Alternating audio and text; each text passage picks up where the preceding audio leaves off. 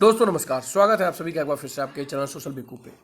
तो आज का ये वीडियो काफ़ी महत्वपूर्ण होने वाला है। आज मैंने आपको पार्ट 1 पार्ट 2 में ईपीएस 95 ईपीएस पेंशन स्कीम के बारे में जो है पूरी जानकारी और विस्तृत रूप में जानकारी दे दी है। अब जो सवाल होते हैं उसको लिया जाएगा और उसके ऊपर चर्चा की जाएगी। तो संबंधित सवाल काफ़ी हैं, काफ़ी महत्वपूर्ण सवाल हैं जो कि मैं इसमें चर्चा करने वाला हूँ। और आपको बताता चलूँ कि वीडियो का पार्ट 1 जो है और पार्ट 2 जो है वह है इसी वीडियो के डिस्क्रिप्शन में उसका लिंक दे रखा है। अगर आपने नहीं देखा हो तो आप जाके पार्ट 1 पार्ट 2 देख सकते हैं। और साथ ही साथ प्लेलिस्ट में भी आप जाके वीडियो का पार्ट 1 पार्ट 2 देख सकते हैं, जिस प्लेलिस्ट का नाम रहेगा EPS pension scheme full detail. EPS pension scheme full detail के नाम से जो है वह उसमें है, वहाँ पर आप जाके देख सकते हैं प्लेलिस्ट में, और या फिर डिस्क्रिप्शन में जाके लिंक में पार्ट 1 पार्ट 2 देख सकते हैं। ईपीएस से जुड़े हर एक प्रश्न का सवाल है। अब जो संबंधित सवाल होते हैं उस पर चर्चा की जाएगी। मुझे ईपीएस अकाउंट नंबर कहाँ से मिल सकता है? तो उत्तर है कि ईपीएफ खाते के सदस्य की आईडी ईपीएस खाते के ऊपर में भी कार्य करती है। आपका ईपीएफ तथा ईपीएस योगदान एक ही सदस्य आईडी के तहत जमा किया जाता है। ईपीएस ऑनलाइन ट्रांसफ़र कैसे करें? तो ईपीएस का ऑनलाइन ट्रांसफ़र फॉर्म द्वारा किया जा सकता है। सदस्य को ईपीएफ सदस्य पोर्टल पर लॉग इन करना होगा और नौकरी बदलने पर ईपीएफ ट्रांसफ़र के लिए आवेदन करना होगा। ईपीएफ और ईपीएस खाते को नए खाते में ट्रांसफ़र कर दिया जाएगा।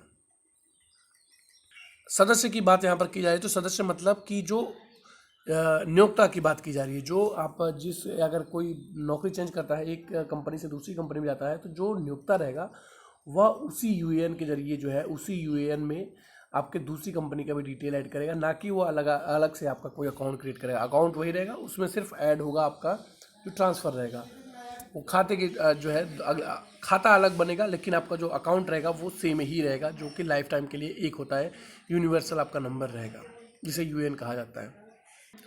अब बात करेंगे कि ईपीएफ पासबुक में पेंशन योगदान क्या होता है। ईपीएफ पासबुक में पेंशन का योगदान नियोक्ता यानी कंपनी द्वारा कर्मचारी के ईपीएस खाते में हर महीने जमा की जाने वाली राशि है। यह लगभग 1250 रुपये प्रति माह है। मेरे पिता की, इसमें आप देख सकते हैं कि इसमें बताया गया है प्रश्न जो है आपका कि जो है यहाँ पर देखिए, यह प्रश्न अगर मैं आपको दिखाऊँ तो हर महीने विधवा पेंशन मिलती है क्या? मैं इस यहाँ पर देखिए प्रश्न, माफ़ी चाहेंगे, कुछ तकनीकी सुविधा है, मेरे समझ रहा हूँ कि आवाज़ आपको प्राप्त हो रही होगी। यह प्रश्न है कि इसमें पूछा गया है कि मेरे पिता की मृत्यु के बाद मेरी माँ को हर महीने विधवा पेंशन मिलती है, क्या मैं भी किसी तरह की पेंशन प्राप्त करने के योग्य हूँ? किसी मृत कर्मचारी के जीवित बच्चे विधवा पेंशन के अलावा हर महीने बाल पेंशन के भी योग्य हैं। अधिकतम 2 बच्चों को 24 वर्ष उम्र तक जो है हर महीने विधवा पेंशन का 25% प्राप्त कर सकते हैं, 24 वर्ष तक। मेरे माता पिता का उसमें देख सकते हैं यहाँ पर दोनों का इसमें निधन हो गया है, तो क्या मासिक पेंशन का हकदार हूँ? आप अपने दोनों माता पिता को मिलाकर 75% पर अनाथ पेंशन प्राप्त करने के योग्य हैं। तो यह आपने देखा कि काफ़ी इंपॉर्टेंट जानकारी मैंने आप लोगों के साथ साझा की। ईपीएस जो पेंशन स्कीम है उससे जुड़ी हुई थी। अब मैं आपको दिखाने वाला हूँ कि ईपीएफ को के कुछ नियम बदले हुए हैं। कुछ नियम ऐसा होगा जिसका कि काफ़ी लोगों को फ़ायदा होने वाला है। अब इन लोगों को जो है ज़्यादा पेंशन मिलेगी, इस बारे में पूरी डिटेल्स में मैं आपको चर्चा करने वाला हूँ वीडियो में। तो बने रहिए दोस्तों वीडियो में, वीडियो काफ़ी इंटरेस्टिंग होने वाला है। और साथ साथ छोटा सा रिक्वेस्ट करूँगा, अगर अभी तक आपने चैनल को सब्सक्राइब नहीं किया हुआ है तो चैनल को सब्सक्राइब करिए, ताकि पूरी इन्फॉर्मेशन और सटीक इन्फॉर्मेशन आपको प्राप्त होती रहे। तो चलिए बढ़ते हैं, और क्या है स्कीम में कुछ बदलाव किया गया है सरकार के द्वारा और उसका क्या बेनिफिट है वो भी जान लेते हैं। बदलाव यह है कि नए वित्त वर्ष फाइनेंशियल ईयर शुरू होने के साथ ही कई नए नियम लागू हो चुके हैं। इन्हीं में से एक है ईपीएफओ से जुड़ा हुआ नियम। इस नियम के कारण 1 अप्रैल से लाखों रिटायर्ड कर्मचारी को ईपीएस पेंशन का पूरा फायदा मिलने वाला है। केंद्रीय श्रम मंत्रालय के एक फैसले के बाद 1 अप्रैल 2020 से देश के ऐसे 6.3 लाख कर्मचारियों को बढ़ी हुई पेंशन मिलने लगेगी, जो कि पेंशन कम्यूटेशन की स्कीम को अपना चुके हैं। श्रम मंत्रालय ने कर्मचारी pension scheme, employ pension scheme के तहत पेंशन कम्यूटेशन को बहाल करने के लिए ईपीएफओ के फैसले को लागू कर दिया है। पेंशन कम्यूटेशन स्कीम के तहत ईपीएफओ सब्सक्राइबर्स आंशिक रूप से पेंशन फंड की निकासी पहले ही कर लेते हैं। उसके बाद उन्हें 15 साल तक घटी हुई पेंशन राशि मिलती है। हालांकि इस मंत्रालय के इस निर्णय के बाद इस तरह के पेंशन को 15 साल पूरा होने के बाद पूरी पेंशन जो है मिलेगी। केंद्र सरकार के श्रम मंत्रालय, इसका आपको बताता है कि अधिसूचना भी जो है जारी कर दिया है, जो कि मैंने आप लोग को दिखा रखा है ऑलरेडी। केंद्र सरकार के श्रम मंत्रालय ने इसे लेकर एक अधिसूचना पहले ही जारी कर दी है, जिसमें कहा गया है कि जिन्होंने 25 सितंबर 2008 तक या उससे पहले पेंशन कम्यूटेशन विकल्प चुना था, उन्हें इसका फायदा मिलेगा। इस संदर्भ में ईपीएफओ द्वारा संचालित एम्प्लॉय पेंशन स्कीम ईपीएस के प्रावधानों में संशोधन किया गया है। इस फैसले से करीब 6.3 लाख पेंशनर्स को फायदा होगा, जिसमें 25 सितंबर 2008 या उससे पहले रिटायरमेंट के समय ही अपने पेंशन फंड की एकमुश्त राशि निकाल ली थी। दरअसल ईपीएफओ ने पेंशन कम्यूटेशन से जुड़े हुए प्रावधानों 2009 में वापस ले लिए थे, लेकिन अब इस सुविधा को ऐसे पेंशनर्स के लिए लागू कर दिया गया जिन्होंने 25 सितंबर 2008 से पहले इस विकल्प को चुना था। वर्तमान में कर्मचारी को रिटायर होने पर पेंशन की 40% रकम एडवांस में दी जाती है, जबकि इसके बाद हर महीने मिलने वाली पेंशन में 8,000 रुपये काट लिया जाता है। ऐसा अंत तक किया जाता है, लेकिन कम्यूटेशन स्कीम के तहत 15 साल के मासिक पेंशन का 1/3 हिस्सा रिटायरमेंट के समय में एक मुश्त दिया जाता है। 15 साल पूरे होने के बाद पेंशनर्स को पूरी पेंशन मिलती है। अगस्त 2019 में ईपीएफओ के लिए निर्णय लेने वाली शीर्ष संस्था सेंट्रल बोर्ड ऑफ ट्रस्टीज ने 6.3 लाख पेंशनर्स के लिए कम्यूटेशन स्कीम का बहाल करने का फैसला लिया था। ईपीएफओ से जुड़े एक स्कीम ने पेंशन कम्यूटेशन से जुड़े नियमों में बदलाव के लिए ईपीएस 1995 एम्प्लॉय पेंशन स्कीम 1995 में संशोधन की सिफारिश उस समय की थी।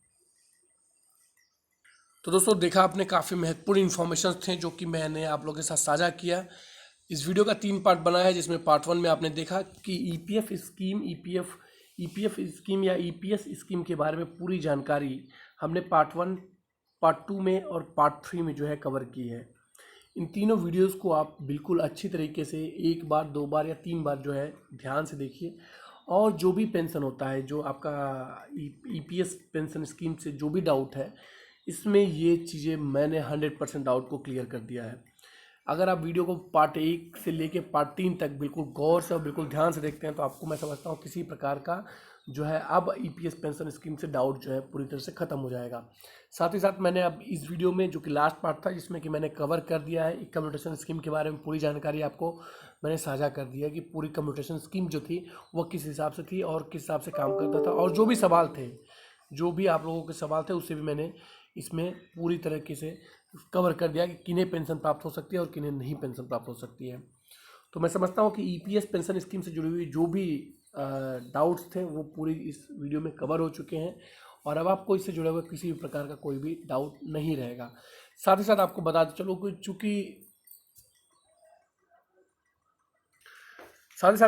चलो कि ईपीएस 1995 में पेंशनर्स चूँकि 1250 आपने देखा मिनिमम जो है मुश्त, वो पहले थी 650 जमा करता था नियोक्ता जो था, लेकिन समय बदलता गया, महंगाई बदलती गई और चीज़ें भी संशोधित होती गई।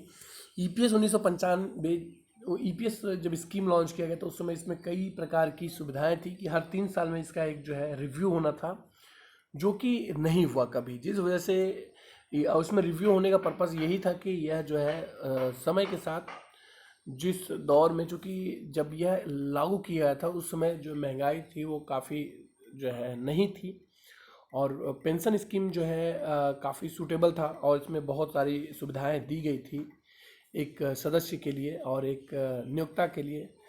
तो बट समय और परिस्थितियों को देखते हुए इसका रिव्यू नहीं हुआ, जिस वजह से ये जो है चार्जेस इस पे जो आज के समय में जो पेंशन प्राप्त होती है वो काफ़ी कम होती गई है, जिस वजह से काफ़ी ईपीएस 1995 पेंशनर्स हैं जो कि अपना फाइट, काफ़ी एग्रीगेशंस कमेटी हैं जो कि अपने फाइट जारी रखे हुए हैं, जिसमें कि वह पेंशन में वृद्धि की मांग कर रहे हैं। आपको जानकारी इसके बारे में भी पूरी मैं देते चलूँ। तो काफ़ी महत्वपूर्ण जानकारी थी जो कि मैंने आपको इस वीडियो के माध्यम से साझा किया है दोस्तों, और मैं आशा करता हूँ कि ये जानकारी आपको पसंद आई होगी। आप क्या राय रखते हैं अवश्य ही हमें साझा करिएगा दोस्तों। अधिक से अधिक लोगों तक ये तीनों पार्ट जो है वीडियो को मैंने बनाया, इसको शेयर कर दीजिएगा, पार्ट 1 भी, पार्ट 2 भी, पार्ट 3 भी। पार्ट 1 और 2 के जो है लिंक वर्ड वीडियो के डिस्क्रिप्शन में दे रखा गया है ऑलरेडी, वहाँ से आप जाके दोनों देख सकते हैं। और अगर कोई डाउट है तो वो भी हमें कमेंट करके या फिर हम आप में हमारे मेल आईडी पे आप हमें मेल करके पूछ सकते हैं। तो आज के इस वीडियो में इतना ही। आप हमें इजाज़त दीजिए। अपना और अपनों का बहुत ख्याल रखिए। बहुत बहुत धन्यवाद दोस्तों आप सभी का।